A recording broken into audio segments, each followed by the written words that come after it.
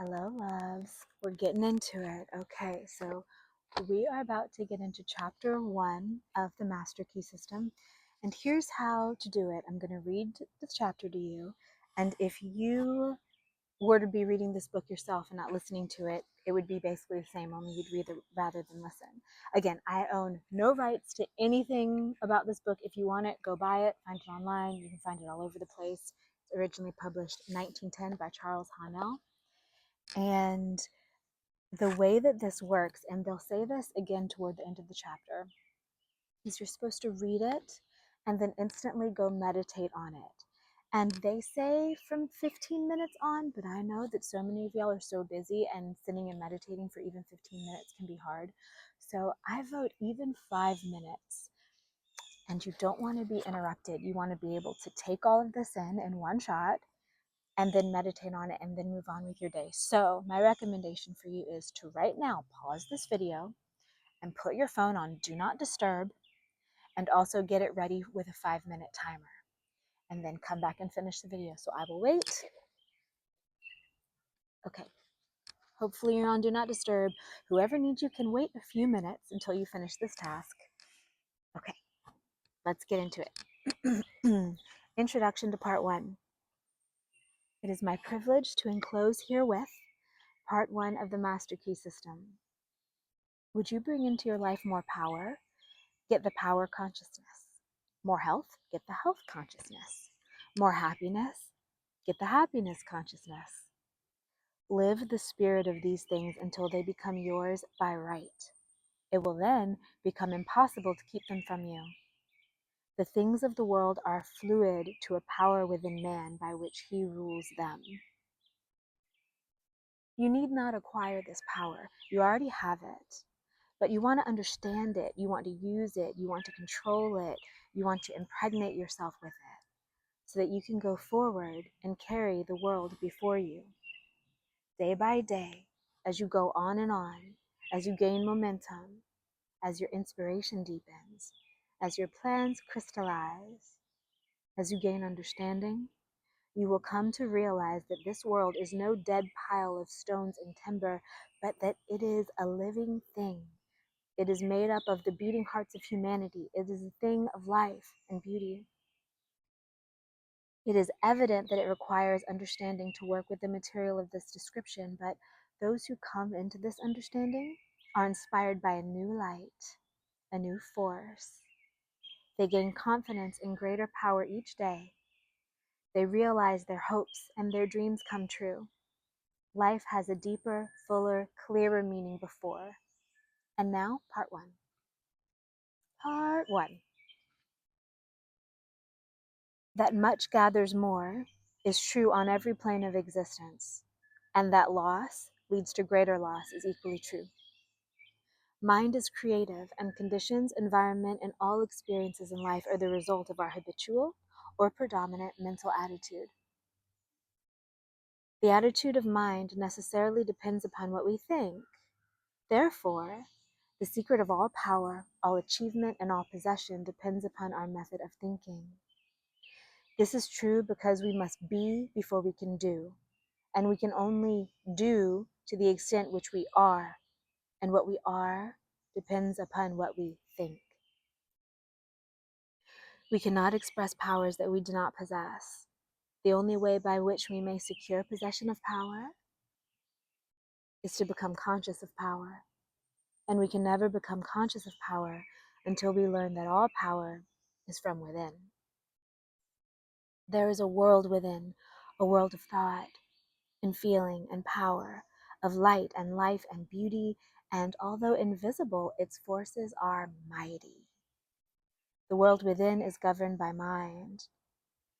When we discover this world, we shall find the solution for every problem, the cause for every effect.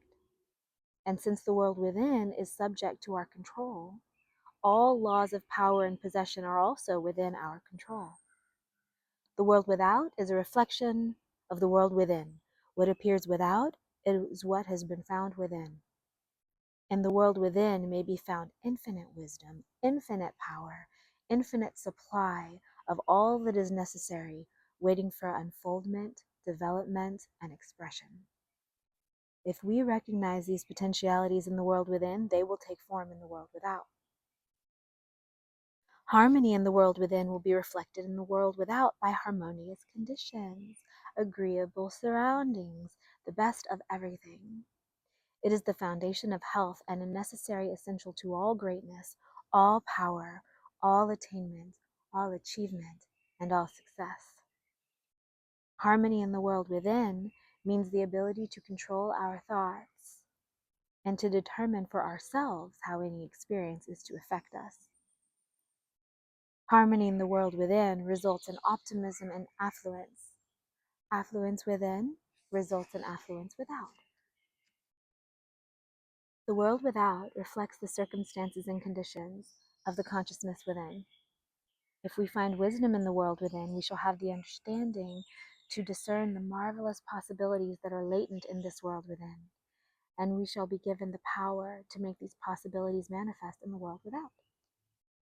As we become conscious of the wisdom in the world within, we mentally take possession of this wisdom. And by taking mental possession, we come into actual possession of the power and wisdom necessary to bring into manifestation the essentials necessary for our most complete and harmonious development. The world within is the practical world in which the men and women of power generate courage, hope, enthusiasm, confidence, trust, and faith, by which they are given the fine intelligence to see the vision and the practical skill to make the vision real. Life is an unfoldment, not accretion.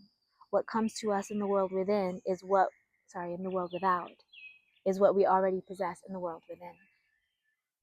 All possession is based on consciousness. All gain is the result of an accumulative consciousness. All loss is the result of a scattering consciousness. Mental efficiency is contingent upon harmony. Discord means confusion, therefore he who would acquire power must be in harmony with natural law. We are related to the world without by the objective mind. The brain is the organ of this mind, and the cerebrospinal system of nerves puts us in conscious communication with every part of the body. This system of nerves responds to every sensation of light, heat, odor, sound, and taste. When this mind thinks correctly, when it understands the truth, when the thoughts sent through the cerebrospinal nervous system to the body are constructive, these sensations are pleasant, harmonious. The result is that we build strength, vitality, and all constructive forces into our body, but it is through the same objective mind that all distress, sickness, lack, limitation, and every form of discord and inharmony is admitted to our lives. It is therefore through the objective mind, by wrong thinking, that we are related to all destructive forces. We are related to the world within by the subconscious mind. The solar plexus is the organ of this mind. The sympathetic system of nerves presides over all subjective sensations such as joy, fear, love, emotion, respiration, imagination, and all other subconscious phenomena. It is through the subconscious that we are connected with the universal mind and brought into relation with the infinite constructive forces of the universe. It is the coordination of these two centers of our being and the understanding of their functions which is the great secret of life. With this knowledge, we can bring the objective and subjective minds into conscious cooperation and thus coordinate the finite and the infinite. Our future is entirely within our own control. It is not at the mercy of any capricious or uncertain external power. All agree that there is but one principle or consciousness pervading the entire universe, occupying all space and being essentially the same in kind at every point of its presence. It is all powerful, all wisdom, and always present. All thoughts and things are within itself. It is all in all. There is but one consciousness in the universe available to think. And when it thinks, its thoughts become objective things to it. As this consciousness is omnipresent, it must be present within every individual. Each individual must be a manifestation of that omnipotent, omniscient, and omnipresent consciousness. As there is only one consciousness in the universe that is able to think, it necessarily follows that your consciousness is identical with the universal consciousness. Or in other words, all mind is one mind. There is no dodging this conclusion. The consciousness that focuses in your brain cells is the same consciousness which focuses in the brain cells of every other individual. Each individual is but the individualization of the universal, the cosmic mind. The universal mind is static or potential energy. It simply is. It can manifest only through the individual, and the individual can manifest only through the universal. They are one. The ability of the individual to think is his ability to act on the universal and bring it into manifestation. Human consciousness consists only in the ability of man to think. Mind in itself is believed to be a subtle form of static energy from which arises the activities called thought, which is the dynamic phase of mind. Mind is static energy, thought is dynamic energy, the two phases of the same thing. Thought is therefore the vibratory force formed by converting static mind into dynamic mind. As the sum of all attributes are contained in the universal mind, which is omnipotent, omniscient, and omnipresent, these attributes must be present at all times in their potential form in every individual. Therefore, when the individual thinks, the thought is compelled by its nature to embody itself in an objectivity or condition, which will correspond with its origin. Every thought, therefore, is a cause, and every condition an effect. For this reason, it is absolutely essential that you control your thoughts so as to bring forth only desirable conditions. All power is from within, and it is absolutely under your control. It comes through exact knowledge and by the voluntary exercises of exact principles. It should be plain that when you acquire a thorough understanding of this law and are able to control your thought processes, you can apply it to any condition. In other words, you will have come into conscious cooperation with omnipotent law, which is the fundamental basis of all things. The universal mind is the life principle of every atom which is in existence. Every atom is continually striving to manifest more life. All are intelligent, and all are seeking to carry out the purpose for which they were created. A majority of mankind lives in the world without. Few have found the world within, and yet it is the world within that makes the world without. It is therefore creative, and everything which you find in your world without has been created by you in the world within. This system will bring you into a realization of the power which will be yours when you understand the relation between the world without and the world within. The world within is the cause, the world without the effect. To change the effect, you must change the cause. You will at once see that this is a radically new and different idea. Most men try to change effects by working with effects. They fail to see that this is simply changing one form of distress for another. To remove discord, we must remove the cause, and this cause can only be found in the world within. All growth is from within. This is evident in all nature. Every plant, every animal, every human is a living testimony to this great law. And the error of the ages is in looking for strength or power from without. The world within is the universal fountain of supply, and the world without is the outlet to the stream. Our ability to receive depends upon our recognition of this universal fountain, this infinite energy of which each individual is an outlet, and so is one with every other individual.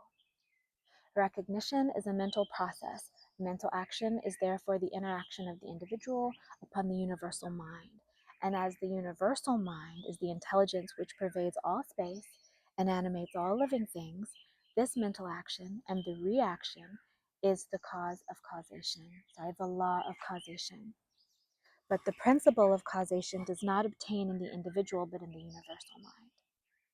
It is not an objective faculty, but a subjective process, and the results are seen in an infinite variety of conditions and experiences.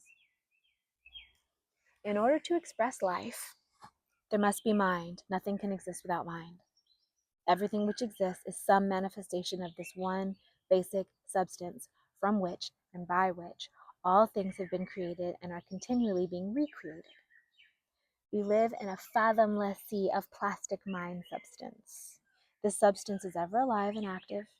It is sensitive to the highest degree. It takes form according to the mental demand. Thought forms the mold or matrix from which the substance expresses. Remember that it is in the application alone that the value consists, and that a practical understanding of this law will substitute abundance for poverty, wisdom for ignorance, harmony for discord, and freedom for tyranny. And certainly there can be no greater blessing than these from a material and social standpoint. Now make the application. Select a room where you can be alone and undisturbed. Sit erect, comfortably, but do not lounge. Let your thoughts roam where they will, but be perfectly still for from 15 minutes to half an hour, or you can do even 5 minutes. Continue this for 3 or 4 days or for a week until you secure full control of your physical being. Many will find this extremely difficult, others will conquer with ease, but it is absolutely essential to secure complete control of the body before you are ready to progress. Next week, you will receive instructions for the next step. In the meantime, you must have mastered this one. So set your alarm, make sure you're on Do Not Disturb, go sit somewhere for however long, and don't move a muscle. Things will happen. You'll see you'll get maybe a weird itch, maybe a weird something will happen to make you want to move. Try to go through it. Try to just observe it. Sit there and do not move. And then next time we'll get to the next one. Thank you guys so much. Stay tuned for part 2. Bye.